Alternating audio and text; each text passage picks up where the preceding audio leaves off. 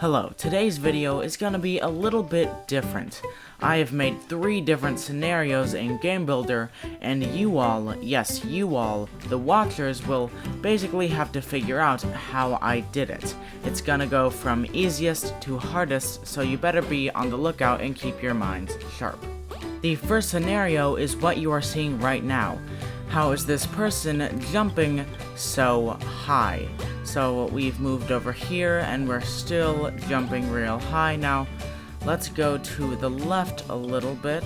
This area seems good. And let's jump, and we still go really high up. So if you know what is doing this, then try and guess and leave it in the comments, but I will be revealing how I did it at the very end.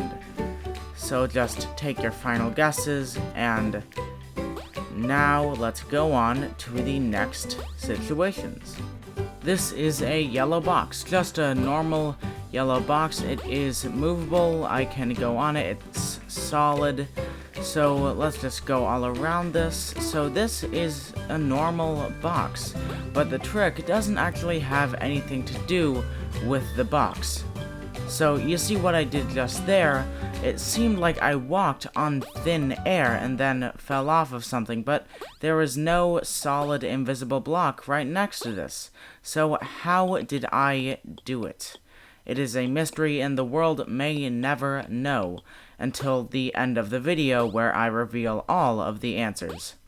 So take your final guesses in the comments below for this second conundrum. So before the third and final situation, I want to make something very clear. This object break nodon goes into an end game nodon, so if anything breaks, it will end the game. So there will be no breaking of objects in this next area. You can see that every single object in the game is turned on, so let's go to the third one. So here, this ball is rolling down a hill, and when it hits us, the player can no longer move. I am moving the joystick right now, and it's almost as if I've been destroyed, but we know that I have not. So, how did I pull this off? Let's look at this again. So the ball comes down, and we basically lose control of it when it hits us like that. So how did I pull this off without the ball breaking the player? Leave your answer to this puzzle below, and now it's time to look behind the curtain and see how I did all of these seemingly magic tricks. First up, it is the easiest puzzle I made, the jumping puzzle. So if you go in here, some people don't know this, but you can just put up jump strength up to 4, and that is how I did this. So you probably didn't even know about this because most people don't, but it really is that easy. The only reason that I was pointing out I was going to different areas was so that you would think that I did something to the area in particular, and I didn't do something to the player. Some nice sleight of hand there, if you will.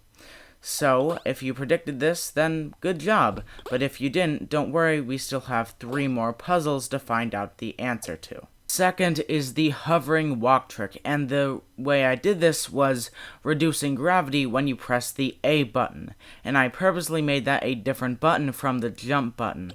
So now if we press A, then we can hover, like, in place. It just makes it so that there is 0 gravity. We go in the same direction that we were going. But wait a minute. When you do that, then this is the animation. It's not the normal walking animation. So how did I do that? Well, you can't tell it because you can't see my fingers on the controller, but before you go into that animation, there is a bit of time where you are still doing the normal walking animation. So I used that to trick you all into thinking that I was walking on another platform when I actually wasn't.